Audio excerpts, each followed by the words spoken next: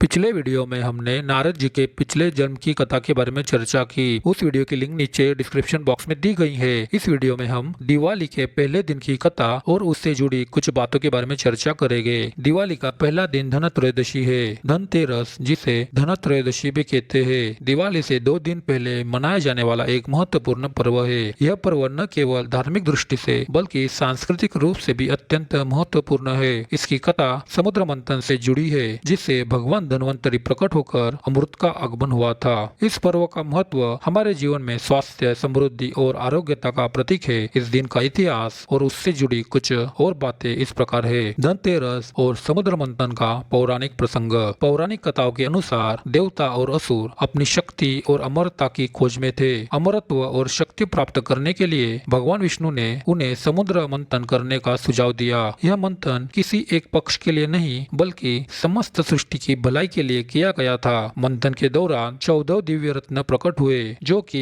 विभिन्न प्रकार के थे, जैसे माँ लक्ष्मी, चंद्रमा, ऐरावत हाथी, कामधेनु गाय। इनमें से 13वें दिन भगवान धन्वंतरी प्रकट हुए, जो हाथ में अमृत कलश लिए हुए थे। भगवान धन्वंतरी का शरीर तेजस्वी और सुनहरे रंग का था और वे आरोग्यता, स्वास्थ्य और दीर्घायु के प्रतीक माने जाते हैं। उनके हाथ में अमृत कलश देखकर देवता और असुर दोनों ही उत्साहित हो उठे। धनतेरस का यह पर्व भगवान धन्वंतरी के आरोग्य और स्वास्थ्य शक्ति का प्रतीक बन गया। भगवान धन्वंतरी और आयुर्वेद। भगवान धन्वंतरी को आयुर्वेद का जनक माना जाता है। उन्होंने आयुर्वेद की प्राचीन विद्या को सभी जीवों के कल्याण के लिए दिया। उन्होंने प्राकृतिक औषधियों और उपचारों के माध्यम से शारीरिक और मानसिक स्वास्थ्य को संतुलित करने के लिए उपाय बताए। आयुर्वेद में शरीर के 3 दोषों वात, पित्त और कफ का महत्व है और इसे ठीक करने के लिए प्राकृतिक जड़ी बूटियां और औषधियों का प्रयोग किया जाता है। यह विज्ञान हमें सिखाता है कि स्वास्थ्य ही सच्चा धन है और यदि हम स्वस्थ हैं तो हम सभी सुखों का आनंद ले सकते हैं। धनतेरस पर खरीदारी की परंपरा। धनतेरस के दिन सोना, चांदी, बर्तन और धातु से बने नए बर्तन खरीदने का विशेष महत्व है। इसे शुभ और समृद्धि का प्रतीक माना जाता है। ऐसा विश्वास है कि इस दिन नया सामान खरीदने से लक्ष्मी का वास होता है और पूरे वर्ष भर धन की वृद्धि होती है। यह परंपरा केवल भारत में ही नहीं बल्कि विश्व के कई हिस्सों में भी प्रचलित है, जहाँ भारतीय समुदाय निवास करते हैं। इस दिन लोग अपने घरों में दीप जलाते हैं और भगवान धन्वंतरी की आराधना करते हैं। घरों में विशेषकर लोहे, चांदी और पीतल के बर्तन खरीदना शुभ माना जाता है, क्योंकि ये धातुएं स्वास्थ्य और समृद्धि की प्रतीक मानी जाती है। धनतेरस के दिन धन के साथ साथ स्वास्थ्य की भी कामना की जाती है, जिससे पूरा परिवार सुखी और समृद्ध बना रहे। धनतेरस और यम दीपदान। धनतेरस के दिन एक और महत्वपूर्ण परंपरा निभाई जाती है, जिसे यम दीपदान कहा जाता है। इस दिन शाम के समय घर के बाहर एक दिया जलाया जाता है और इसे यमराज के लिए समर्पित किया जाता है। ऐसा माना जाता है कि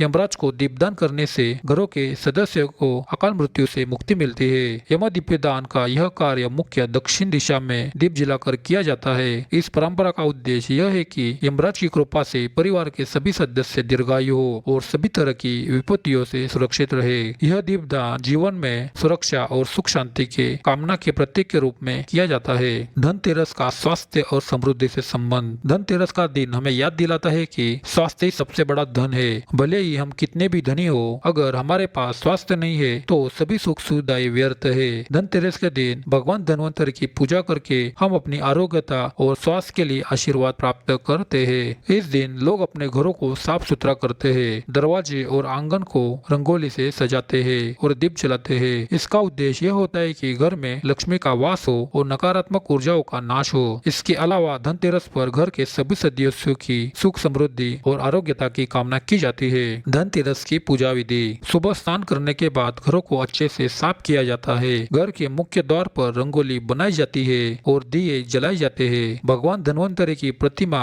या चित्र के सामने दीप जलाकर उनकी पूजा की जाती है। पूजा में पीले या सफेद फूल, जल, चंदन, धूप, दीप, मिठाई और ताजे फल अर्पित किए जाते हैं। परिवार के सदस्य साथ बैठकर धन्वंतरी स्तोत्र या आयुर्वेद के मंत्रों का जाप करते हैं। अंत में धन्वंतरी जी से आरोग्यता, दीर्घायु और समृद्धि की कामना की जाती है। धनतेरस का पर्व केवल धार्मिक ही नहीं बल्कि हमारे स्वास्थ्य और समृद्धि की दिशा में प्रेरणादायक होता है। यह हमें याद दिलाता है कि जीवन में धन के साथ साथ स्वस्थ रहना भी महत्वपूर्ण है। भगवान धन्वंतरी की कृपा से हम सब स्वस्थ रहे, समृद्ध रहे और खुश रहे। यही सब इस पर्व का मुख्य संदेश है। इस तरह से हमने दिवाली के पहले दिन की की कथा और उससे जुड़ी कुछ बातों के बारे में चर्चा की। ऐसी और अधिक जानकारी पाने के लिए हमारे चैनल को जरूर सब्सक्राइब करें। धन्यवाद।